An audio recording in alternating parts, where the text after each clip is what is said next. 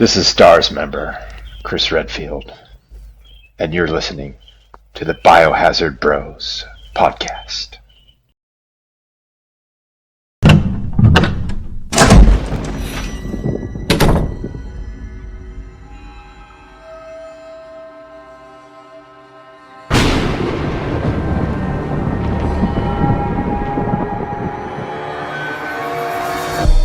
Biohazard Bros podcast.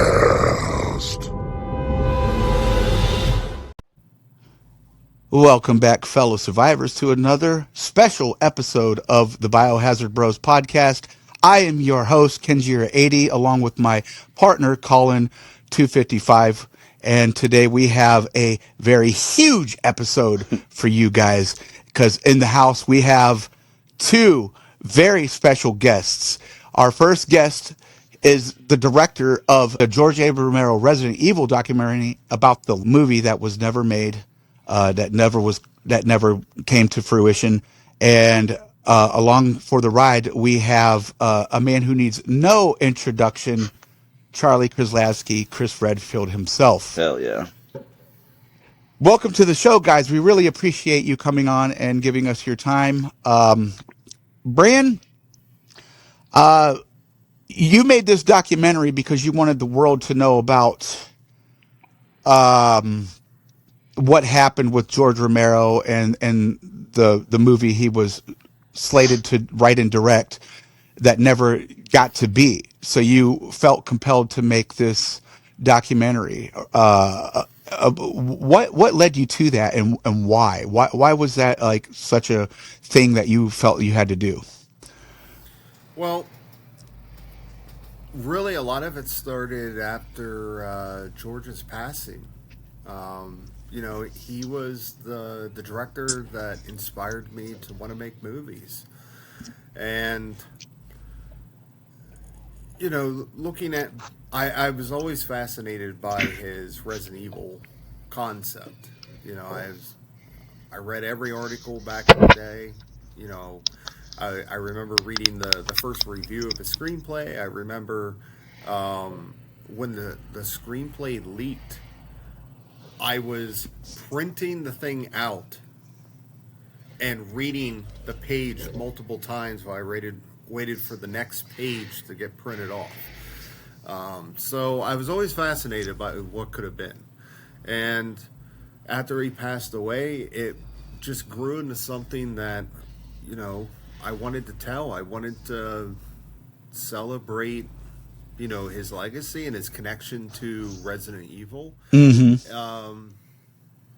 And, ultimately just kind of create a love letter to my idol. Right. Yeah, he was one of my idols as well. One of the very first horror movies I ever watched, I was 6 years old. I've told this story over and over again, and it scared the absolute shit out of me, was Night of the Living Dead. And it was the black and white version. This was before Tom Savini remade it, which was still based off of a George Romero treatment. You were 6 years old, you said? I was 6 years old when I watched that movie, and it scared the hell out of me, but I loved it. I wasn't allowed to watch movies like that when I was 6. I had strict parents. But Yeah. they didn't care about video games. I was on Resident Evil at 7 years old playing that. My parents really didn't care. Yeah, I was about that age too when I saw Night of the Living Dead. So he essentially got, was it shit canned from the project because they didn't like the script, or is that just speculation, as you touched on?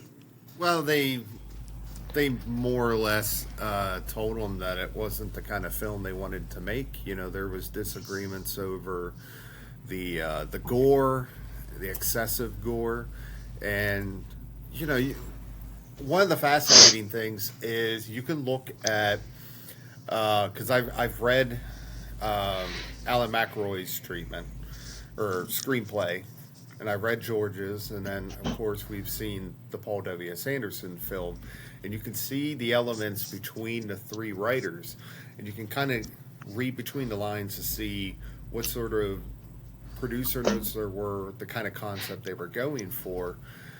But George was trying to make what he called a balls out horror film. Mm-hmm. And they just didn't want it. That's insane because the game was a balls out horrors game. Yeah, I just imagine what could have been. Yeah. And then and Charlie, you were involved in that game.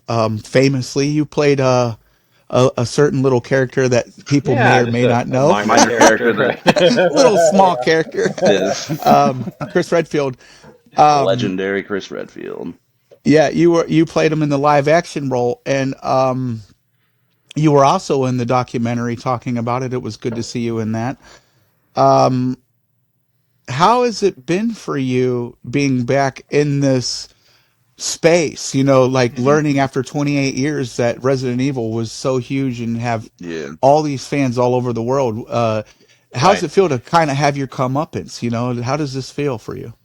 Well, firstly, thanks for having me. Yeah, It's a absolutely. pleasure to be here.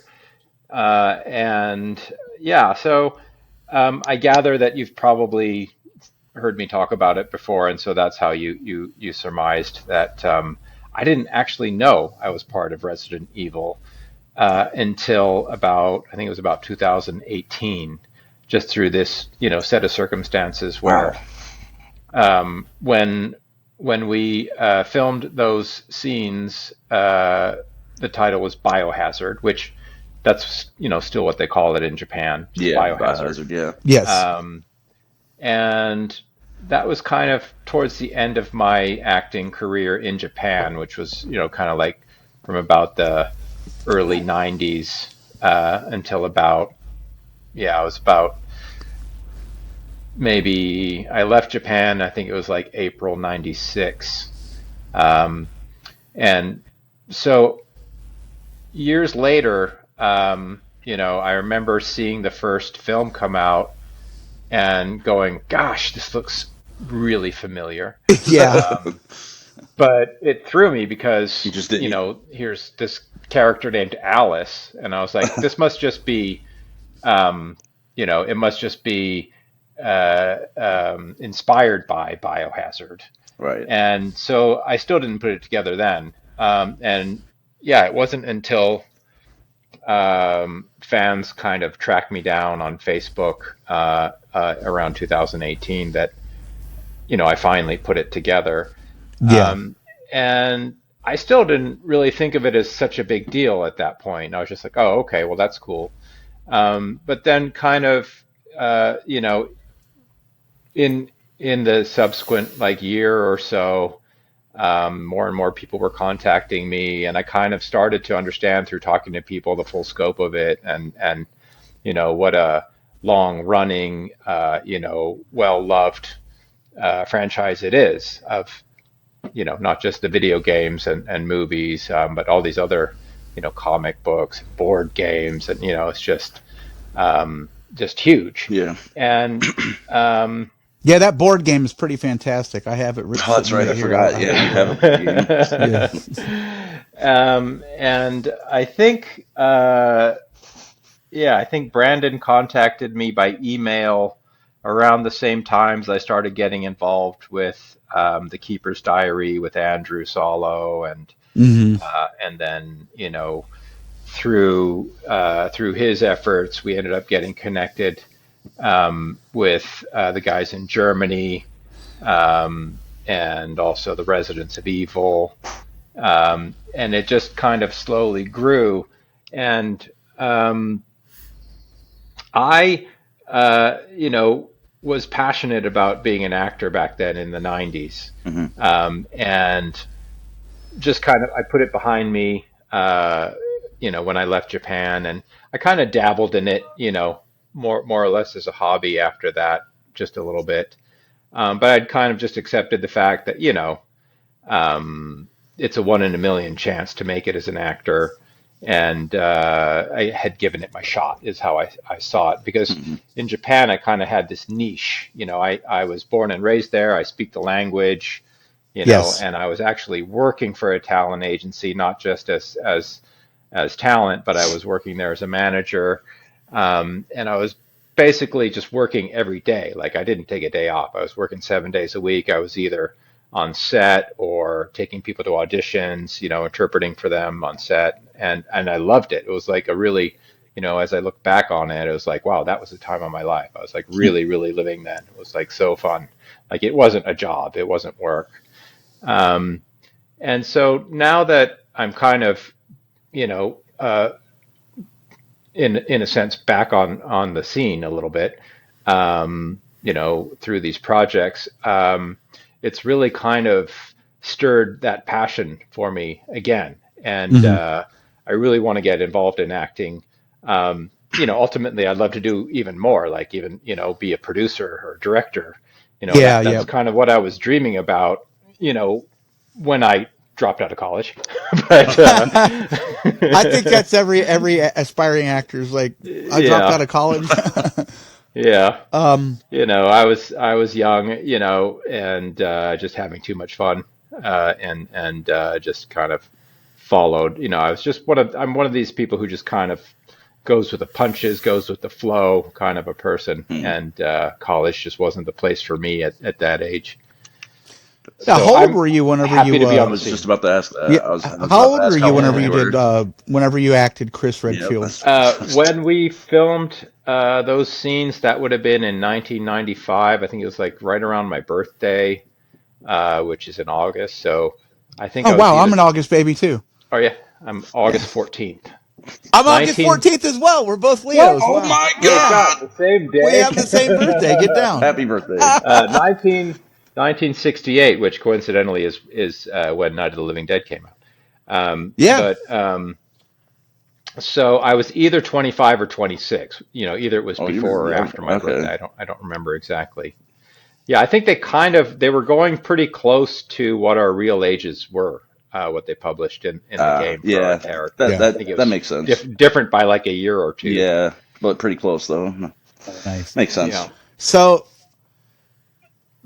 this is a question for both you guys. Now, Bran and Charlie, did you guys connect together for the documentary before The Keeper's Diary, or was that something that came afterwards? So as I remember it, it was early stages. So, it was before we filmed The Keeper's Diary that I Mm-hmm. was first in contact with Brandon. He emailed me. Um, so we might have, I don't remember if we had already done the teaser trailer. Yeah. We might have already recorded the teaser trailer at that point, but maybe had not published it yet. I'm not sure. It was like somewhere around that time. I think I honestly, I didn't see the teaser right trailer. after. What's that? Right after the teaser trailer. Yeah, because I think that came out. I want to say the end of 2022, That sounds about right. and then you recorded your interview. I want to say end of February, something like The that. interview, you mean the interview with Greg and Eric and I? No. The interview for the Oh, documentary. the interview for the documentary. So that was around February of 2023. Yeah. Because we were still in the early filming stages, and I remember the day that you recorded the interview, Tom and I were on set, and we actually took a moment to go up off the lab set, in order to talk with you and Andrew. Yeah. About like the camera setup, and just kind of messing with Tom because he didn't know that you were gonna call. Right. So that was a pretty good surprise for him. Now, this is a really good documentary, by the way. I think it was brilliantly written as far as like there's like acting sequences in it. The location that you shot it in, and that the whatever mansion that was, it's all beautiful, and the cinematography was beautiful. The music is great. We have the pleasure of having met Duane before even meeting you. He would come into Colin's chats, Yeah. and he was like, I did the music for the documentary, and I was thinking, this guy's full of Well, shit. it was actually I I told had to him, go look like, him up. I told him that I thought I recognized your name from somewhere, and it turns out I was wrong where I recognized his name from. But that's what brought it up. He's like, you might recognize me from I do the music for this documentary, and that's how that got brought up. but I recognize his name is on Twitch is ResEve0. So you have ResEve in your name. It's like, yeah, of course I recognize it from like all the games I play, and like a lot of people have that type of name. So I was just Yeah, mistaken with someone else, but that's how that came to be. He's a really cool guy though. yeah, he's really cool. Really Yeah, nice. we've gotten to be quite good friends with him. I was asking him because in the documentary, when you guys start talking about the acquisition of the movie by Paul W.S. Anderson, um, that and Alice and all these characters coming in, the music switches to the clown fart basement music from the DualShock The DualShock director's cut, director's cut of DualShock. Yeah. and that was brilliant. And I'm like, Dwayne, was that your idea or Brand's? He's like, that was all Brand. I was like, man, that was great. That's hilarious. So kudos to you on that. I've always wanted to tell you, man, that was perfect. It was funny because I had to go back. We had recorded a audio commentary like right after we finished everything, and then unfortunately the lawyers had us change a bunch of things. So the audio commentary didn't match up. So a lot of it did. So I had to go through and sort of like splice it back together just to make sure that there wasn't anything like too wonky in there. But while I was re-listening to the audio commentary, there was a whole segment that I had completely forgotten about where Tom was actually talking about what his concept for that scene was, which was going to be this like really creepy, atmospheric, like you see the torn up poster and you would just hear water dripping, and it's just like that very like mansion ambiance, very atmospheric. And I was like no, I was like I want music. And it was like burn, burn. So and afterwards he was like that was actually a good idea. So but Yeah, it was very I can't praise the documentary enough. If those of you who are listening who haven't seen it, it's George A. Romero, Resident Evil, the documentary. It's on Apple, iTunes, I believe, Google. You can also there's a physical copy coming later on now, isn't there? You're still working out distribution efforts. No, the distribution is it's done. All the deals are made. Actually, as of yesterday, I have the release date, but I don't want to announce anything. But I was given the exact date. Okay, cool. Out. So I was very excited. It'll be there should be announcements coming. That's awesome. I cannot wait because I do want a physical copy for my little collection of DVDs. You know. Me too. Yeah. Yeah, it's very, very well produced.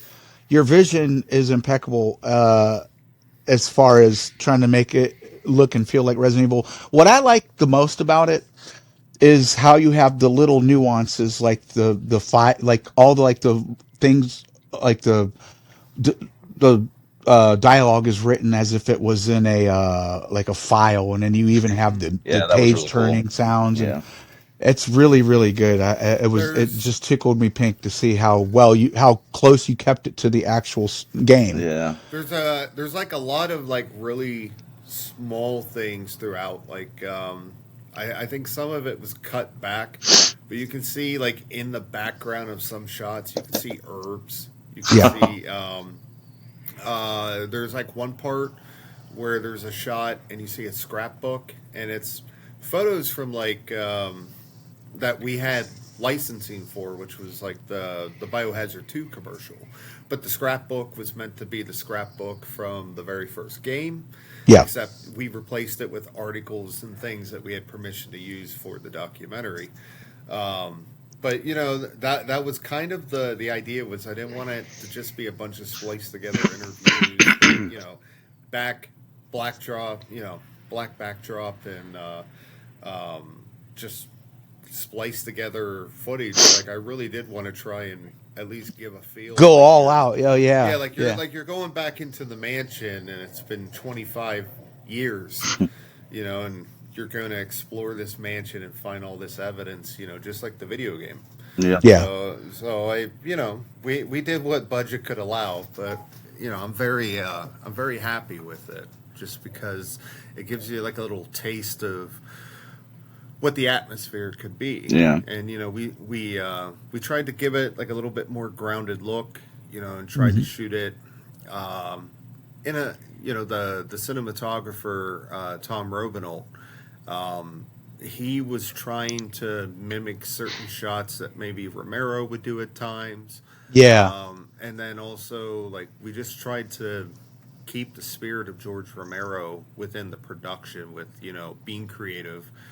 We didn't have a lot of budget, so we were just trying to make things work. And it was a really good experience in that regards.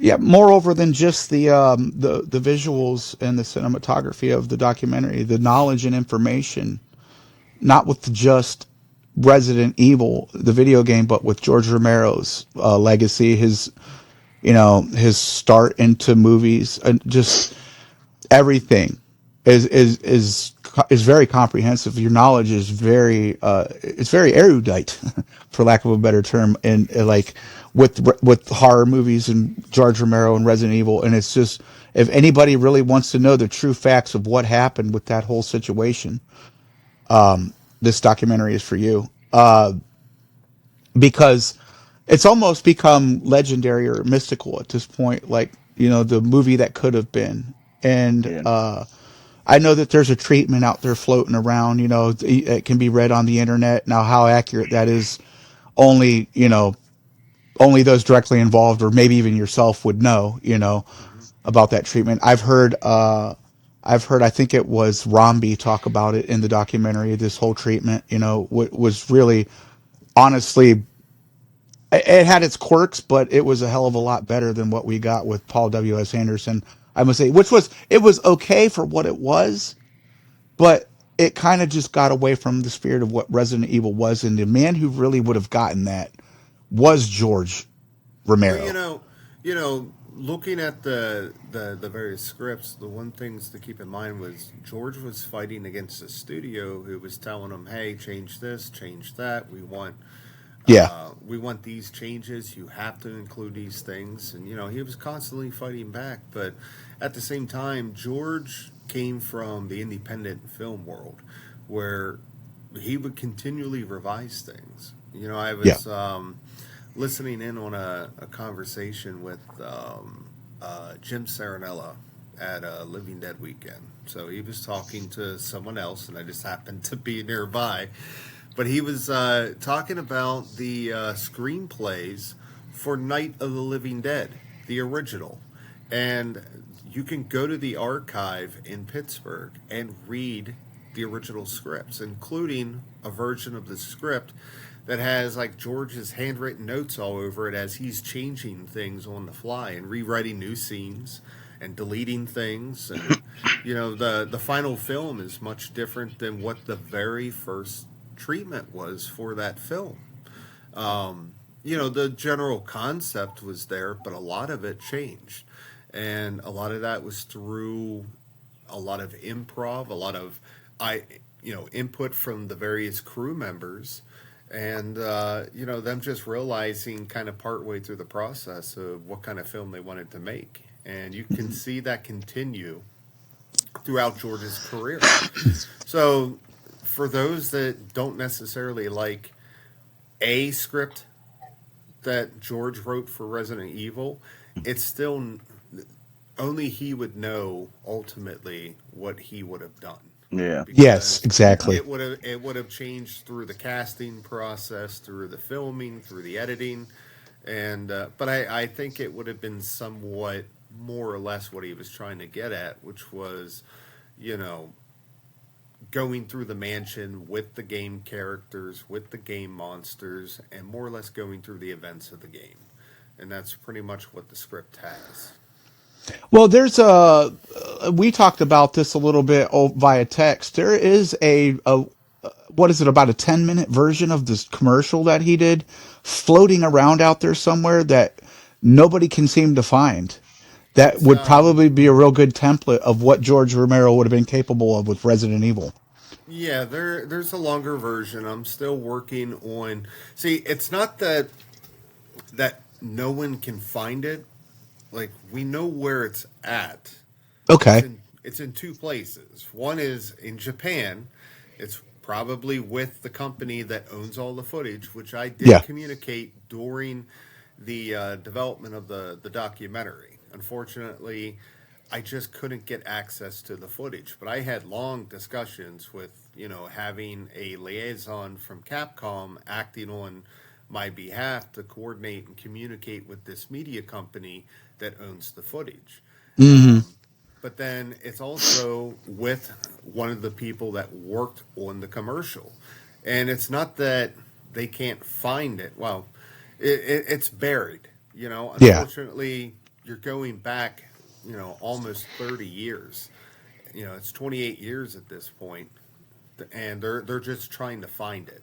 They unfortunately moved multiple times. They know they have it. It's just buried. So they are Right on. trying to look for it. So And yeah, we'll see with the Japanese people, like especially Japanese businessmen, and anybody that should know anything about this more than anybody else would be you, Charlie. They're Hmm. very, they're very honor bound and very proud people with what their stuff, their intellectual properties and stuff. So they can really keep a tight lid on things if they want to, and can be very arduous of a process to try to pry things from, especially Japanese businessmen, I would imagine. So hopefully we Yeah. can get that to come to light. hmm Yeah, yeah. You've spent some years there, Charlie. You said you were born Hmm. there. Yeah, I Yeah. was born raised there. I did work for my dad for a while. He had a import export company there. So yeah, I've done some business with Japanese people, and yes, they're very much um, about keeping a long vision. It's Hmm. totally opposite of like the American way of thinking about business, where it's like time is money, kind of, chop chop, like get it done, make a profit now. Like it's more about a long game. It's like, That's Yeah. interesting. corporations, uh, they create forecasts like even up to like 100 years in the future in business. There, it's like a totally different mindset. And even after you stop working for a company, you have to kind of be proper about how you discuss their IP, or things Yes. like that. Like, for example, Shinji Mikami today, would still probably have to be tight-lipped about certain things and hmm and processes that went on, like when he was working there. and that was actually something that we had to be very careful of when we interviewed Kenichi. So Yeah. Yeah. so we had like a list of questions, and they were cut down because he would actually go through and say, "I can't talk about this. I don't want to talk about this." There was different things where he just said, for one reason or another, he just can't talk about. But he Yeah. did. But when it came to the feeling of things, and like how much were the crew inspired by George, and then like kind of their intentions on what they wanted to make. He could talk about that kind of stuff, and there was a couple like little tidbits in there I'd never heard about before, like why it was called the Umbrella Corporation, and like little Yeah. tidbits like that. I was really fascinated with. Interesting. I found that very fascinating as well. I always wondered why they named it like umbrella or raccoon, and Yeah. well, now we know. Um, what was I going to say to you, Charlie? I guess that kind of dovetails into why it took so long for Hmm. us to figure out who you guys were, because they didn't want people stealing you away and putting you Right. in other video games. Yeah, I mean, we might be quoting the same source on that. I'm thinking you probably read Alex Anil's book, um, where he talks about that. So I can only speculate, but yeah, according to him, people he's talked to behind the scenes, they didn't want our last names in there because they were very worried about other game companies poaching talent from them. Yeah, I think But that was just a pretty common thing in video games in general back then, wasn't it? Like yeah. that was just a common thing Well, they across the were, board yeah, in the 90s. they were extremely secretive. Like they told us basically it's a video game, and you're gonna play these characters in these live action scenes, and they told us a little bit of our backstory, and they didn't really tell us a whole lot more, and they didn't want us to know. Like they didn't want anything leaking out about it. Yeah. So That makes sense. that's But just the way they What were.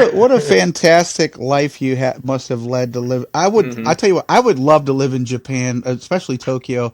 I've have my brother has been over into to Japan and areas like that, like many years ago when he was in school, and he told me how awesome things were in like Tokyo. Like, I don't know if this is true. Can you confirm this? He said they have like, instead of like rain ducts there, like, like a water, like a sluice system, like we do in the States.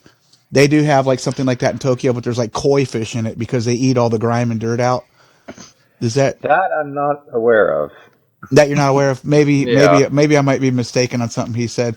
He's like something that they have like it's like a little bit more like sophisticated, and it's nice the way that they do things. Like another thing he told me is like they like you could like they have like umbrellas like for when it rains and of course stuff they that's do. like public use or things like that, people share, and it's just their Nope. culture is no. um, no, people would often forget umbrellas like everywhere, Yeah. Um, but I mean, the thing about it was like you could forget your purse or Yeah. wallet somewhere and almost be guaranteed that if you went to the police station, someone would have turned it in, or if you went to the train station, someone would have turned it in, and Hmm. all the money's still in it.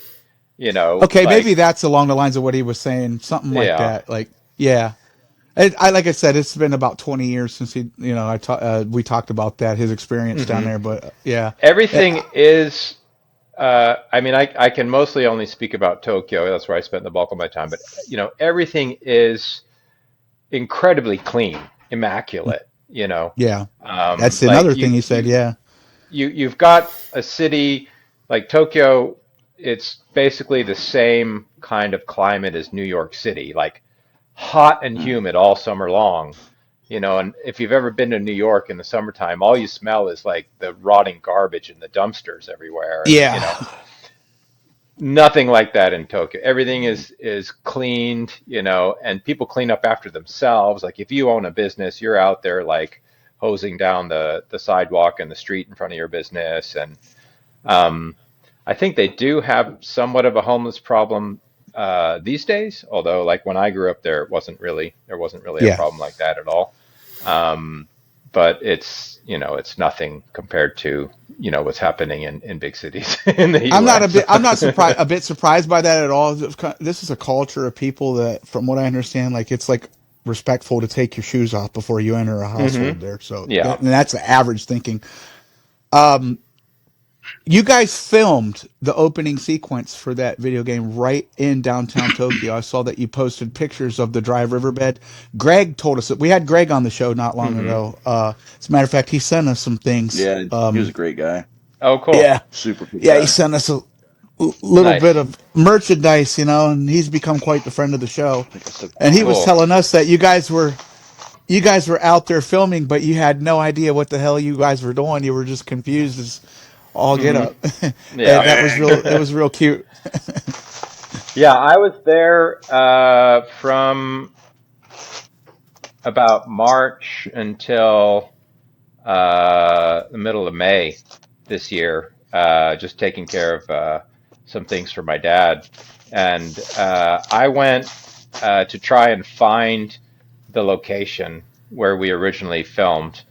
Um, and I had the help of, some YouTubers in Japan who've been following, Hmm. the game since day one, and they know people in Capcom, and they were on the phone, trying to get an exact location, and we were out there.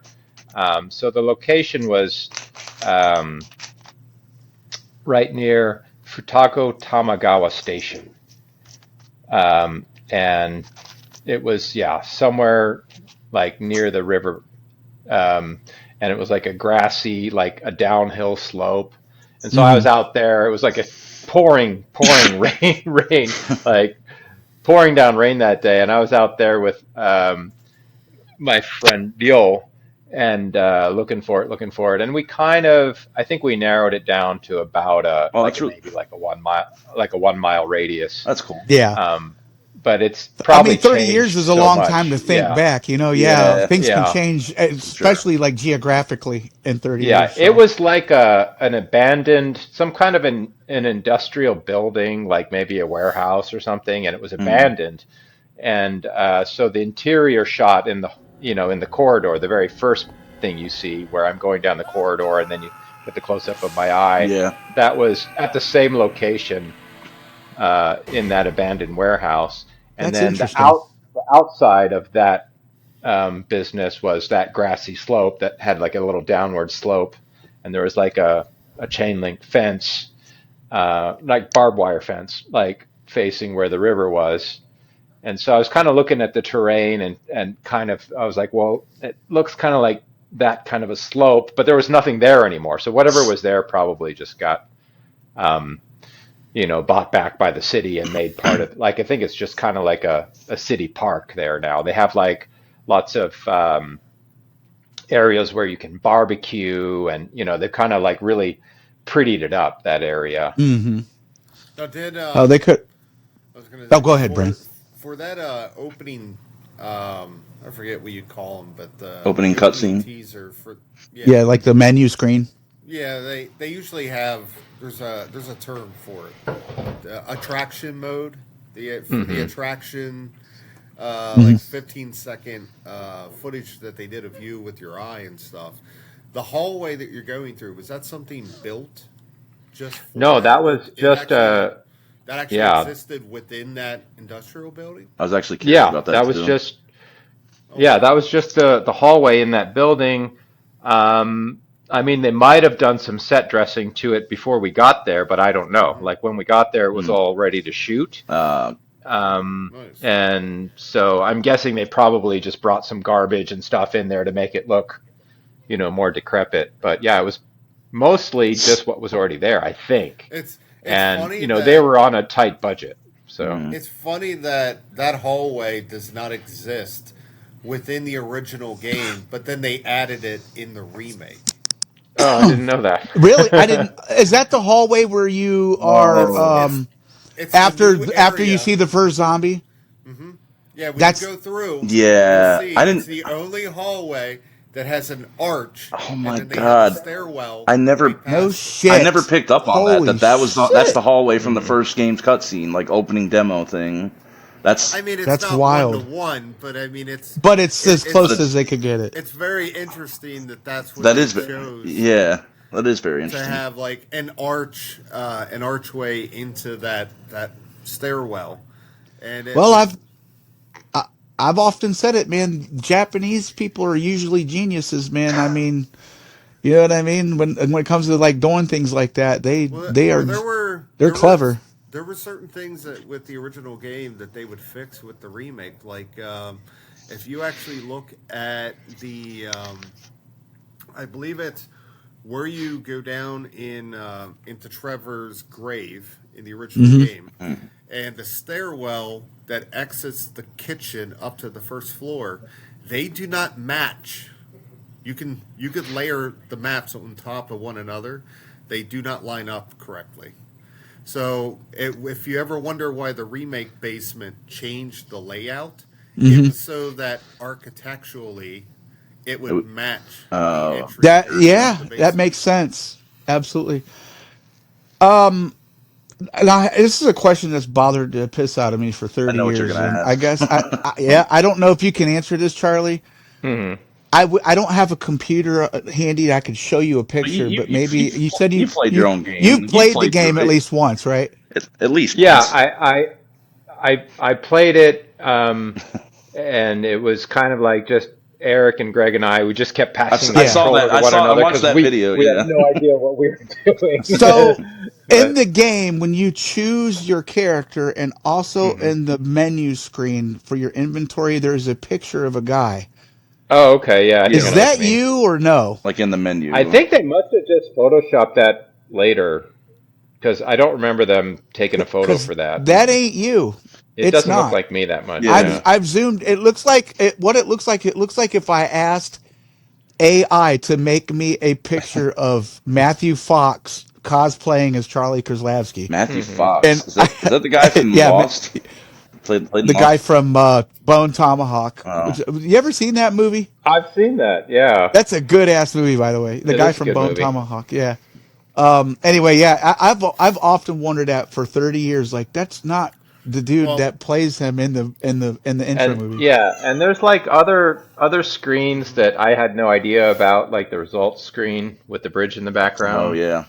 I have no idea where they got that image. I think they probably just photoshopped my face onto that image. What about the Okay. Like, what about you like know. the final cutscenes where you're like on the helicopter and depending on who you brought Yeah, with no, you, that was just we recorded those, and like all the video scenes are yeah. I mean, those are actual yeah, things that we yeah. recorded. But where was The it, where were you actually where was filming it? it? Yeah, like I can't tell you. It was weird. It was like I can't tell you exactly where that was uh, because it was Inez and I were on one side of the helicopter, and the other characters, I guess it's like Jill. I mean, Rebecca and Barry, yeah. depending on the scenario, are on the other side of the helicopter, and they were recorded in two different places. So my scene was, I think, either me by myself, like if everyone's dead except Yeah. me, just looking like, really dejected, and then the other scenarios that include me and Jill and Rebecca and Barrett, whatever. So we recorded my side of the helicopter in one location, and we just piled into a bus, like a production vehicle, and drove there. And it took a really long time to get there, and they never really told us where we were going. We just went there, and it was like a site that was, I think, newly going to go under construction. So there was just a temporary little shelter, like a little temporary office, structure, and that's what we used as the interior of the helicopter. So it was just like a rectangular room that had a long bench on one side. Gotcha. And then talking to Greg later, he filled us in that, the other side of the helicopter, I think they did that in a studio somewhere. He and Linda, like on a different day. So it was separate. Yeah, Yeah, so I it think makes the sense. studio was probably like in central Tokyo, but this place that we went to, that Inez and I went to, was about an hour's drive, from central Tokyo, and so like you can just draw a radius, like 1 hour outside of Tokyo, basically somewhere. I couldn't tell you where. And the other That's really funny cool. thing about that day was, my costume for that is just a white T-shirt and my blue pants, and combat boots and, Yeah. and knee pads, and it was like pristine, like not a stain on it, and that's how they wanted to shoot it. And I was like, wait a minute, like, wasn't I supposed to have just gone through hell? Didn't I just I'm survive a fucking zombie I apocalypse? was like, shouldn't I be like all like fucking filthy, dirty, Yeah, and bloody, and exactly. and they're like, you know what, you're right, and they're like scratching their heads, and there was, the parking lot was like just gravel, Yeah. but it had rained, like recently, and there was some like slight puddles there, I think I know what you're about to tell me. and I went and rolled around in the puddles, Greg told us but you did that. but Oh, it did wasn't he? that dirty. I didn't That was the remember problem. all Like that. I Yeah. rolled around, and I still didn't look that dirty. Like I came in, I was like, well, "What do you think?" And they're like, "Go back out there." Get out. So I went and rolled around Yeah. out there like a few times, and it still didn't get that dirty. They should have brought some like, makeup to put blood Yeah. and other Yeah, stuff on. I thought it looked Yeah. pretty good for the So end it result, though. Like, it looked, from what I remember, anyways, you look pretty dirty. Obviously, Yeah, they could have brought more it would stuff have on looked odd for Yeah, me to be completely pristine. yeah, that was But definitely the right call.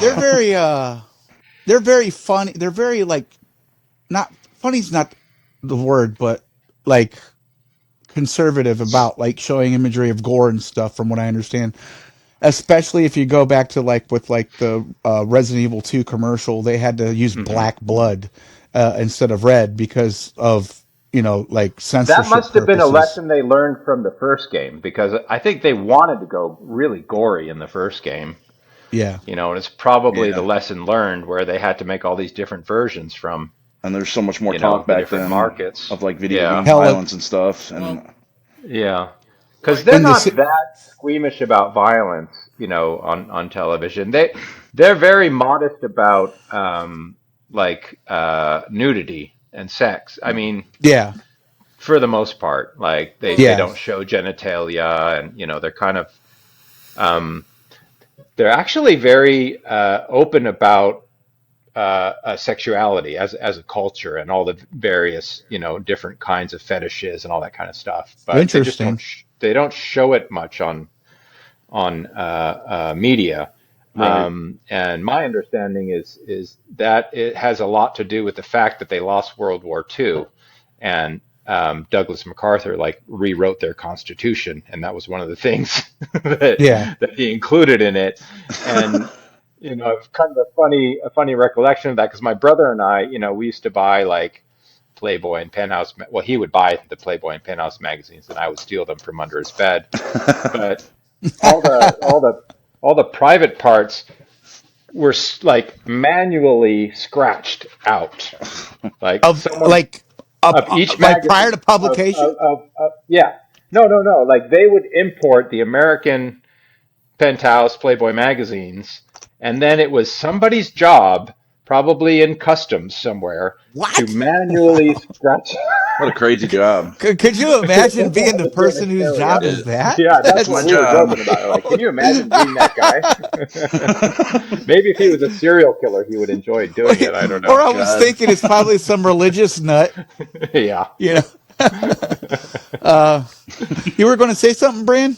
Yeah, the reduction, the lack of gore in the commercial was because they were going to air it on TV in Japan, so they couldn't have it extremely bloody and stuff. That makes sense. No, that makes sense. Yeah. They don't have an aversion to blood and gore. You can go watch plenty of anime, Yeah. play video games, and all this other media that they produce. They're not. It's just kind of like how it's supposed to be with the rating system in North America. It's supposed to be kept from specific age groups. So for them, if you're going to play it on TV, it's much more conservative if you're playing it within a certain time slot. Yeah, that's true, because they would get kind of racy with TV. I think it was after about 11 p.m. Yeah. So and I'm not sure when the decision was made that they could not play it in America. I believe the rumor has always been that it was. I think it was Renfro's contractual Renfro's obligations in America or something. Yeah. So they spent $1.5 million on a 30-second commercial that only aired in Japan, and that is a ridiculous amount of money for 1997 for a video game commercial. But it was well worth it. Yep. In the end, it definitely worked out. Yeah. There's a show from Japan I used to love to watch. They've recut it to make it palatable because of the language barrier for Americans. It was called Takeshi's Castle. Uh-huh. Yeah. And they recut it into the Most Extreme Elimination Challenge. It's one of the funniest things I've ever seen in my life. Based on him, Takeshi's Challenge or something like that, like a rare NES Probably. game. I feel like I remember seeing somebody review it or something on YouTube. I mean, I wouldn't Yeah. be surprised because there's an NES game based off of Sweet Home, which is the uh, literally the basis for Resident Evil, but they just Right. couldn't get. Yeah, it's just Who was the director that or the producer at the time in Capcom? You would know this, brand that wanted to remake that game. You talked about Well, it in the documentary. the man, you're really putting me on the spot here. I'm I'm sorry. that was Takaguchi, I think it's Yeah, Takashi. Takashi. Yeah, I think it was I mean, Takashi, oh my Takanashi or god, Takashi. I gotta look it up now because I'm gonna It's sound that's okay. I'm gonna sound like an asshole if I don't get it No, right. you're good. no, We sound no. like assholes all the time. Yeah, I mean, yeah, hell, yeah. we were trying to do Resident Evil 2 and couldn't remember a fucking thing about the game, and I'm like, damn, dude, I feel like a So real asshole. okay, so no, I definitely fucked it up. It was Tokaru Fujiwara. Yeah, Right. Fujiwara. So So Fujiwara wanted to remake Sweet Home, but they couldn't get the license for it because it was owned by a movie studio. And yeah. from what I understand, it would have cost a ridiculous amount of money, more than it would have been worth to make the game. So they just came up with the original, the Well, concept of an original game. So beyond just that, but they had actually lost. From my understanding, they had lost money on making the Sweet Home game because it was banned from releasing in certain countries like yeah, America. And that's that had, wild. and that, well, it had to do with some of the elements of the storyline, such as the fact that you find out that the main enemy, the ghost of the woman that owned the mansion, was like chucking babies into a furnace. There's like a lot of like Yikes. really gruesome shit in that game. And there was, this Nintendo America had a very strict Oh, yeah. policy They don't- on blood and gore, and from baby chucking, a very strict policy on baby chucking. Don't do that in there their was games. there was also some violent imagery within the game itself, especially the game over screens, because you could have your characters permanently killed, and Oh, if you were trying to get the best ending, you got to start all over again. Yeah. You Interesting. cannot bring your characters back, and there would be like people like torn in half. There was a whole scene of like a dude melting. They had some really cool visuals in that game for being a Nintendo. and what Well, son of a bitch, I'm going to have to play this game because I got it on my phone on an emulator. What year did it come out? What year was this game? Because I never played. 1989. 89. 1989. Yep. I've never played it before, but I've always wanted to. And an interesting little tidbit that I didn't know until recently was that the director of Sweet Home went on to actually, I believe he made I know he made Pulse, the Japanese original version of the movie Pulse. I mean, like, this guy actually had like quite a few recognizable. It's Kiyoshi Kurosawa. So he directed the movie Sweet Home, and he did Pulse. Those are like the two things that I absolutely remember him from, like his work. And Pulse is actually really good. Do not watch the American remake. Okay. I felt the same way about Ju-On compared to The Grudge. I thought the Japanese version was way better. Yeah, I love the originals with that. In fact, Oh, I always absolutely. I have an affinity for foreign horror films. One of my favorites. We talked about it a little bit over text, and I was blown away to learn that you don't really recall ever watching it. It's the most fucked up movie I ever saw. It's called shit. I'm having a mind fart. High Tension. oh yes. Yeah, dude. High That's one of the most mind fucked movies I ever saw in my life. Let me It's watch so that good. tonight. What's that? I'm going to watch that tonight. Yeah, I don't think I've ever seen it before. Oh yeah, you gotta see that. Yeah. It's really screwed up, man. It's a good movie. Yeah. I'm not. If you're gonna watch it, I ain't gonna spoil it. Okay. I'll tell you another good one. I talked about this to Anthony from LTRE. If you haven't seen the movie The Night Eats the World and you want to see a Resident Evil movie, That's the one to watch. that how it could be, you got to watch that The one. Night Eats the World. Okay. The Night Eats the World. It's like on Tubi for free. It's like the best Resident Evil movie that's not Resident Evil outside of Night of the Living Dead. So Cool. good. Yeah. And these, Now that we're talking about movies, I'm sorry, Colin, you were I going was to say just something gonna there? add, how old is this movie? The one you were just talking about? Maybe 2020, 2019-ish, 2018 Oh, maybe. really? Okay. Yeah, it came out around the same time as maybe Resident Evil 7. Uh, But now that we're talking about movies, let's kind of segue into you guys have worked on a production together called Whistle to the Maples. So we're Yes. going to talk a little bit about that. I'm excited for this movie. I know nothing about it other than that you're in it, and you are the producer or the Producer. writer. I am the Producer. producer. Okay. Okay. So just so there's clarification here, Whistle to the Maples was originally made as a short film back in 2019, 2020 Mm-hmm. by Tom Robinault. Tom Robinault was the cinematographer on the documentary. So he wrote and directed this short film with the hopes that one day he would actually make it into a feature film. So after we got done with the documentary, I actually took some of my advance from the distribution of selling it to distributors, and I funded a feature film remake of Whistle to the Maples. So then I worked with him, I produced it, and then I also helped with some of the special effects. There was actually some returning people from the documentary that were involved in it, so it was kind of interesting. You know, not only was Charlie Kraslavsky in it, but Sean West, who played the man in sunglasses in the documentary, he came back in a acting role. Paige Barbas, who helped with some of the set design and makeup effects in the documentary, she came back and helped with the makeup and special effects for Whistle.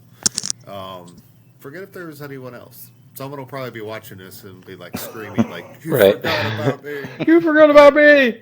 But it was a very interesting production. You know, we shot it over like 10 days in Pennsylvania, up in the mountains. A good chunk of it was up at a cabin in the middle of nowhere. And you know, we flew Charlie in, and we brought in like these other actors. We even have Jim Crut, who was the helicopter zombie in Dawn of the Dead. Okay. It's like he does acting still. So we brought him in, and he had a part. And Did you His have character. Demick involved in any way, shape, or form? say again. Did you have Demick involved, George Demick involved in this in any way, shape, or form? No, actually, I did not at this. Oh, I This really is something liked that, him from the yeah. yeah. He was one of the most memorable people you interviewed in that whole So documentary.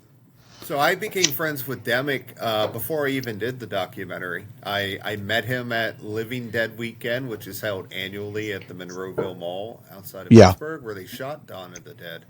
And it was funny because just today, a memory popped up from 3 years ago where we were invited down to Buffalo Bill's house where they filmed the climax of Silence of the Lambs. It's now it's an Airbnb. So my wife took a photo of us and we're like laughing and carrying on. But we actually stayed down there and hung out with one of the other convention organizers from Creature Feature Weekend.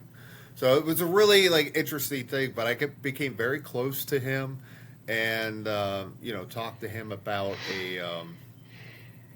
like what I was trying to do. And, I think the first time I met him, we ended up staying up to like 3 a.m., just drinking and talking at this convention. And then we had to wake up early in the morning to go back to the convention.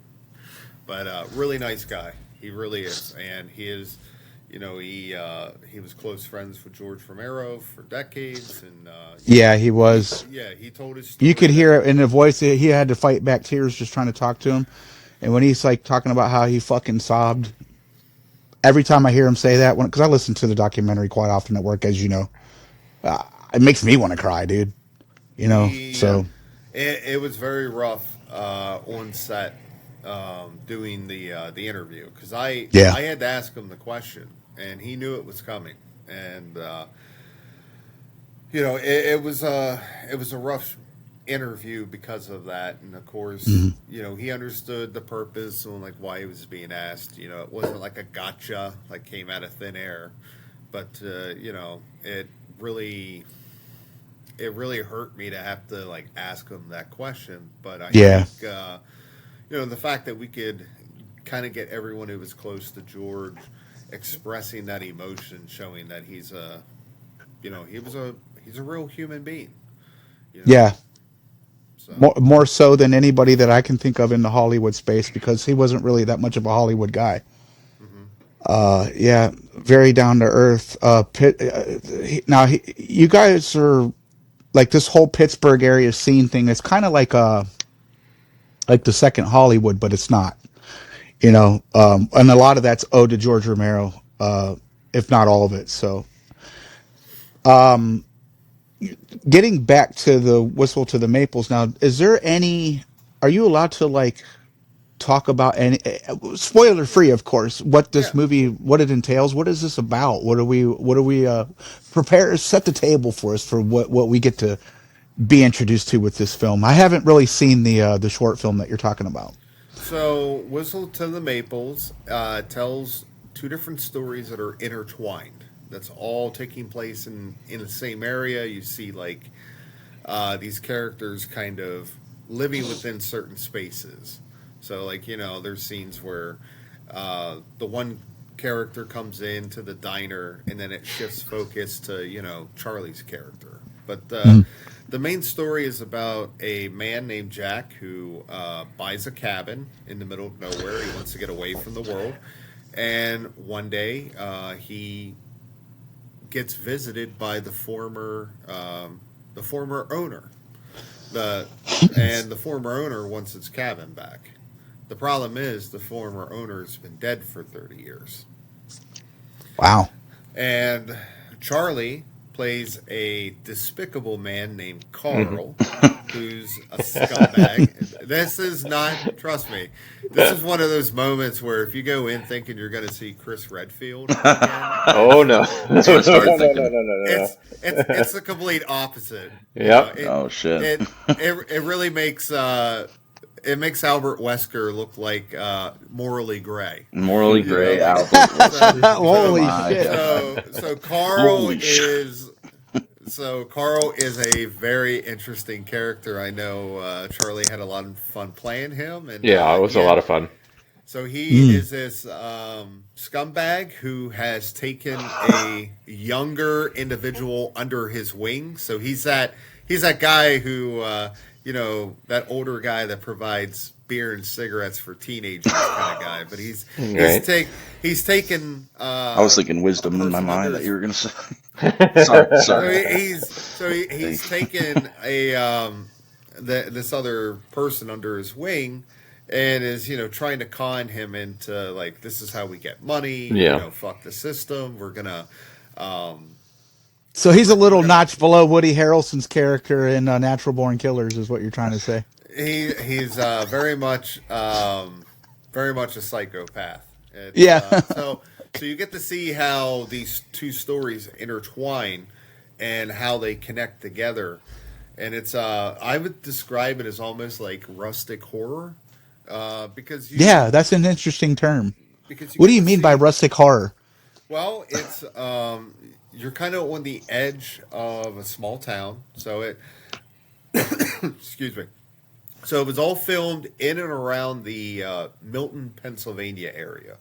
So, and it's set within Milton. So it's we kind of keep that whole area, this idea of a town that had an industry that is slowly kind of changing, because industries die off and it has to rebrand itself. So you get a lot of that. I don't want to say Rust Belt, but you kind of get like the Rust Belt feel of a place. That's where I live, in the Rust Belt. Yeah, so you get that like kind of feel of a place that's sort of decaying a little bit. But then the majority of the film actually takes place in like secluded woods, at cabins, at in a cemetery that's completely overgrown and being swallowed by the woods, on back roads, and but it's but you get these little hints that they're right on the edge of civilization, and it's Yeah. these guys that live outside society. In Carl's case, he's a criminal, and in Jack's case, he's kind of rejected civilization and just wants to be left alone. So there's some really interesting ways that the characters interact, and it's very much a subtle horror film.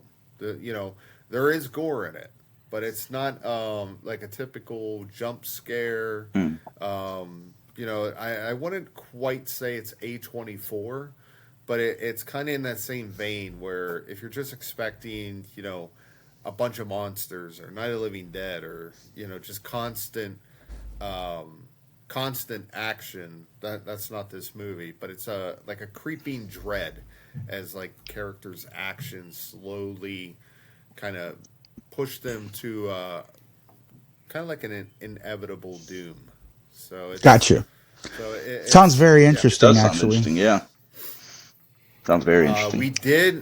we did preview it at Creature Feature Weekend in Gettysburg back at Yes. the end of March, and it actually did quite well. We had a lot That's of people good. show up for this test screening, and since the end of March, Tom has continued to tweak it, and I would be fielding notes from some of the audience members and getting it back to Tom. But I believe he should be done this weekend.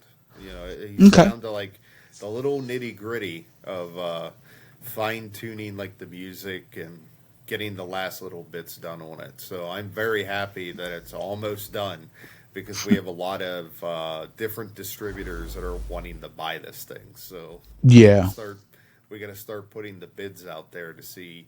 Yeah, you were telling me that because I was asking, when's this going to come out, man? But it will. From what you can tell, it will be available digital and on physical copies. It'll be whatever the distributor wants. Whatever it's up to their Yeah. discretion. So most likely it'll be available digitally. Maybe we'll get a Blu-ray release out of it. Yeah. So that'll be once we get to the negotiations. I always buy everything on iTunes anyway, so I'm not really too, if it just comes out digitally, at least I can get it that way. I always like to have physical copies of things, especially when it's something that a friend of mine's done. You know what I mean? It's nice to have that as a. So, I'm really excited for. I know this has nothing to do with Whistle to the Maples, but I'm really excited for the resurrection that you're in, Charlie.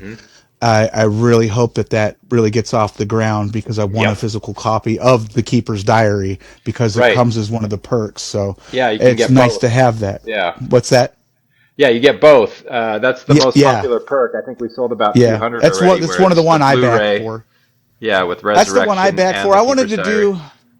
I wanted to do the interview with the whole cast and crew.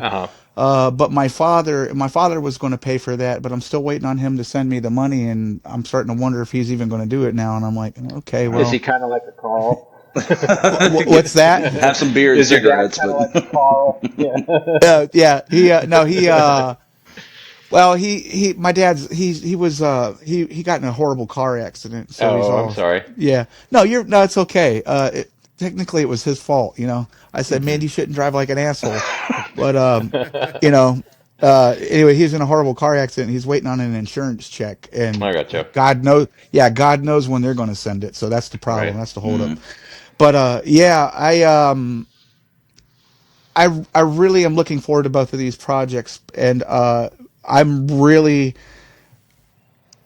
have to say that this documentary that you put out, Brandon, is probably one of the best documentaries I've ever seen. It's probably one of my favorites that I've ever seen. I can't think of a documentary that is as rich with knowledge about Resident Evil.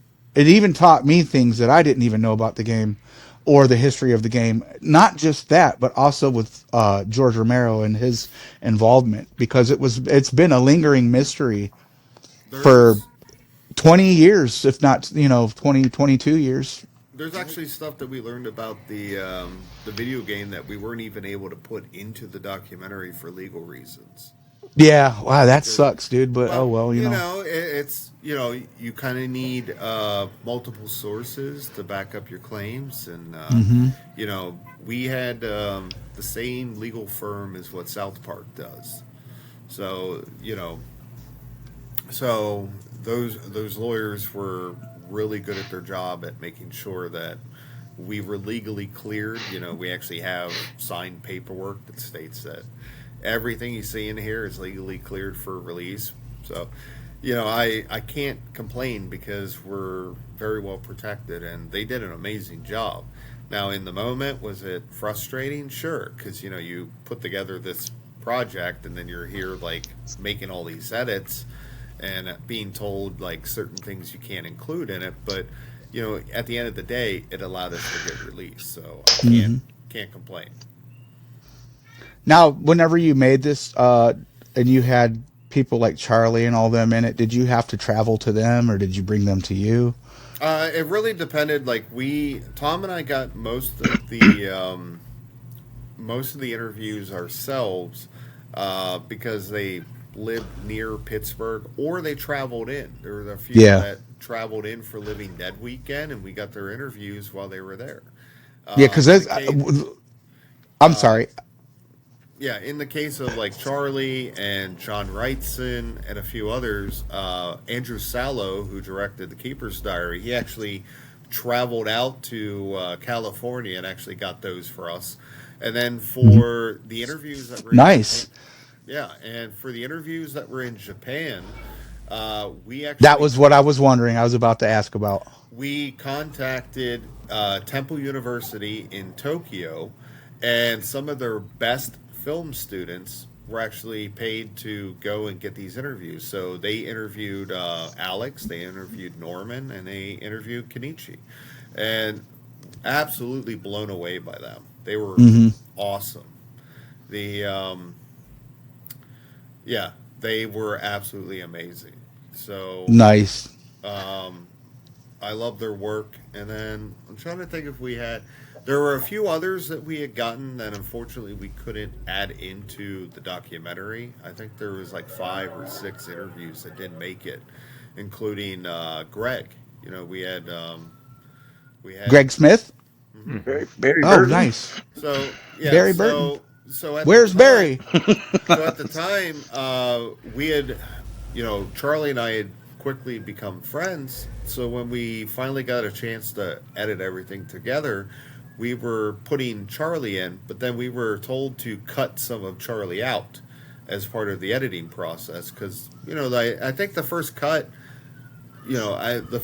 probably came in at 4 hours, and then we got it reasonably down to like 2.5 hours. Yeah. And then we were told to keep cutting. So we started losing a lot of Charlie.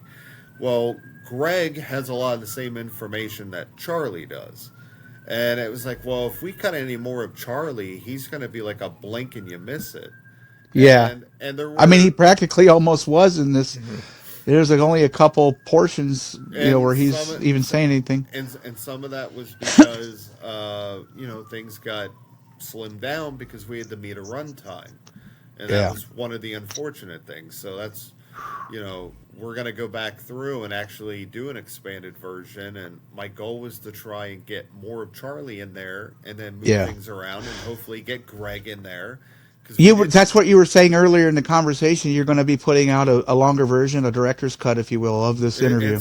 It's still in the early process. I don't know Awesome. when That it's is going to good be news, released. man. But we did shoot some new interviews and get some new material. There were a couple interviews we were trying to get that unfortunately fell through. Um, you know, the it was unfortunate, but we were getting a couple big names, and like I don't like talking about the stuff that we don't get. Um, Hmm. but I've told people before in other interviews that I think the total list of people we contacted was somewhere around like 50 people. And the people that you see in the documentary are ultimately the people that said yes. Um, Hmm. you know, Either someone said no, or they just didn't respond, or they felt like they didn't have anything to contribute, etc. But Yeah. we contacted a lot of people.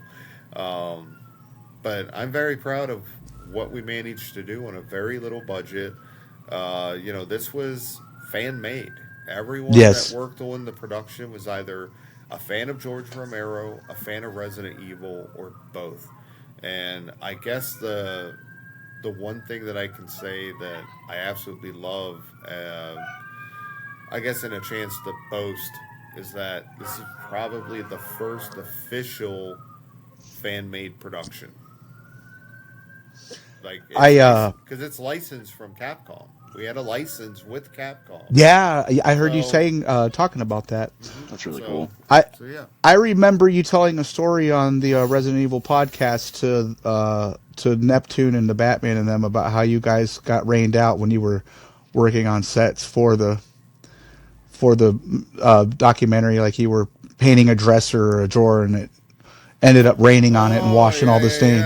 Yeah, that was for the concept trailer, and we had this like big ass metal desk because we wanted it to look like it was for the lab set. So we're out there like spray painting and using like a little trick for set dressing is if you want rust, you do like a little bit of paint, but then you also use cinnamon. And you apply it right, and you actually get this rust look. But yeah, we're in the middle of trying to get this to dry, and suddenly it just starts raining. That wasn't even crazy. That wasn't even the craziest stuff with the weather. We shot. You can actually see in the documentary. There's a shot where Sean, playing the soldier at the very beginning, he walks up, and we have this very iconic tilting shot of where you see the mansion and his leg comes down in a frame, which is both a nod to Resident Evil 7 from the original trailer that shows the foot coming in view, as well as an homage to the original opening movie where they have the STARS members going through the grass and they end right there. It's also in the game itself. Yeah. Whenever Jill gets poisoned and she like collapses and someone comes in and you see Barry. just the leg. So yeah, there's a lot of nods really to cool. Resident Evil with that shot. But when you see that shot, you start seeing these little like looks like dust particles. It's actually snow. We had gotten this is like mid-March, and we go to shoot this thing, and I find out that we have like 3 hours to get all the exterior shots at this mansion before it snows. So we are running around like a madman trying to get these shots, and the very last shot was that, and it starts snowing. And then we quickly went inside, went down and did a lot of basement shots. And when we came back up, there was like 2 feet of snow on the ground. And we're trying to like, we're lugging all this equipment. Oh my God. In the snow, tripping, slipping down like a fucking staircase. So then the other exteriors, like when Sean's walking up the exterior steps and putting the key in the door to unlock the door, that is at another mansion that is right next door that's fully remodeled. So if the mansion looks decrepit, that's one location. Yeah. Anything where the mansion looks nice and looks closer to the game, that was at a mansion that was next door. Like the interior shot of the stairway with the chandelier. Oh, that was beautiful too. The interior shot with the staircase that looks very much like the video game, that was in the decrepit mansion. That was in the okay. But Well, I'd like to spend the night in that place. Oh my God. Yeah, It looks that looked really creepy. cool. Really cool. Yeah. I think the decrepit one was like 16,000 square foot, and then the remodeled mansion was 12,000 square foot. So we had a lot of playroom to work with. Yeah, we have one. We have one in the Cleveland area called I think it's called the Franklin House. That's a mansion that would be good for like Resident Evil setting, but it's reported to be haunted. So we were originally trying to get into Linwood Hall, which is over by Philly, but they Okay. changed owners right before, like 6 months before we went to film. But we were in the middle of trying to actually get permission, and we were in the middle of the process of like trying to figure out how much it would cost to get in there. And then the new owners bought this Linwood Hall. It's a humongous Resident Evil mansion. Huge. It looks like Nice. it looks like the White House on steroids. You know, it's just this old, ancient, decrepit mansion. And unfortunately, the new owners would not allow anyone to film. They're actually in the middle of remodeling it. It's a historical society, and they're going to kind of restore it to its former glory, which is good for the building. It's good for a historical property like that. But it was like, well, fuck, we can't film there. Yeah. So we You found guys that- got problems with potholes in the Pittsburgh area there where you are? that's Pennsylvania, period. It's just Yeah. So Charlie, what was it like coming here to film that movie and dealing with all our Swiss cheese roads? I know they're probably nice out there in Northern California. Oh, well, yeah, I mean, Brandon did all the driving, and he probably could, like, from memory avoid them, so it was fine. Yeah. And oh my God, it's so bad. we were also very much like asleep because these were like 16 plus hour days. There's like